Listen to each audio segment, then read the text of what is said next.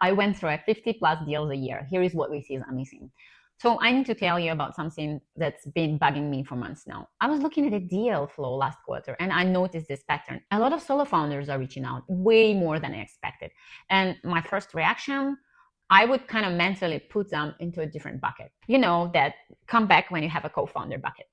So when Base 44 was sold to Wix for 80 million earlier this year, and Base 44 is a no-code platform, which helps people to build apps without writing code. That whole thing was built by the founders, solo founders, 6 months from funding to exit. And I'm sitting there and thinking, what patterns am I missing? So I did something I probably should have done earlier. I pulled up every deal I've looked at over the past year and sorted them. And you know what I found? About a third of the companies that reach out to me as solo founders. One person building something, no co-founder. But when I looked at the deals that actually get serious attention from investors, only about 17% are solo founders. That's a massive gap. At first, I thought, okay, maybe solo founders are just riskier. Maybe the conversation wisdom is right. You need a team to build something real. That's how we always operated. But then I started looking at exits, looking at the company that actually worked. And I kept seeing solo founders in that list. Not all of them, but enough that I couldn't ignore it anymore. So that gap where a third of founders are solo, but they're only getting 70% of the funding attention, that's not necessarily about risk. That's about our bias. And I started wondering, what else am I getting wrong? Here is what I think happened. The tools got really good, like fundamentally changed the game good. You remember 5 years ago, if you wanted to build a tech product, you basically needed a technical co-founder, someone who could code, handle infrastructure, deal with all the backend complexity. That's not true anymore. You can build a working product using AI coding tools, things like Cursor, which is basically like pair programming with AI that writes code with you, or Claude, which can generate entire applications from descriptions. You can make it look professional with website builders like Webflow or Framer. These let you create really polished interfaces without knowing design.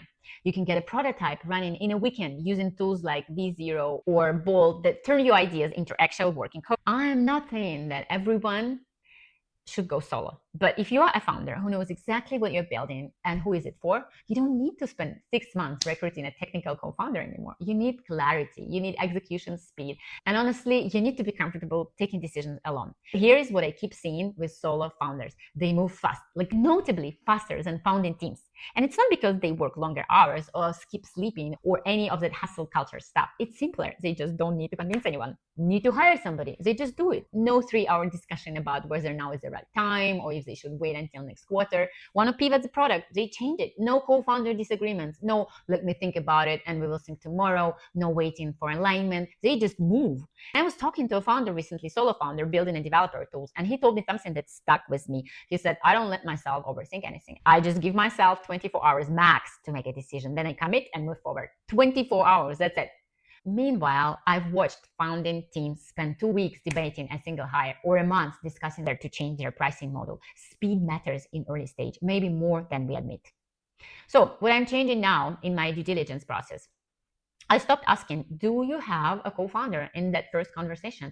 That question was basically the code for, I have concerns about you. Now I'm asking different things. Walk me through how you make decisions when you're stuck. What happens when you hit a wall and there is nobody else in the room? How do you reality check yourself? Because here is what I'm realizing. The founders who can do this alone aren't solo because they couldn't find a co-founder. They are solo because they have clarity. They know exactly what they're building. They don't need to process every decision out loud because they have already thought it through. This is not a red flag any longer. That might actually be a good signal. I'm also asking about their support team. Who do they talk to? Do they have advisors, mentors, other founders they trust? Because being a solo founder doesn't mean being isolated. The good ones have built networks. And I'm asking about their breaking points. What would make them quit? What keeps them going when things get hard? Solo founders can't split the emotional weight with a co-founder, so I need to know if they can really carry it. Look, I'm not saying that every solo founder is a good bet. Some people are solo because nobody wanted to work with them, right? Some of them are going to burn out. Some of them are building things that genuinely need a team from day one. But I'm done assuming that solo is automatically riskier. The world already shifted. AI coding tools are there. No code platforms are real. The barrier to building a tech product dropped dramatically in the past 2 years, but most investors haven't adjusted their mental models yet. So if you're a solo founder watching this, don't let people tell you that you need to find a co-founder before they'll take you seriously. Build something that works, show traction, proves that you can execute. The investors who see what's happening will find you. And if you are an investor, take a look at your pipeline. Look at how you're filtering solo founders. Ask yourself if that filter is based on current reality or on patterns from 5 years ago. Because the tools have changed and the game changed. We are just catching up.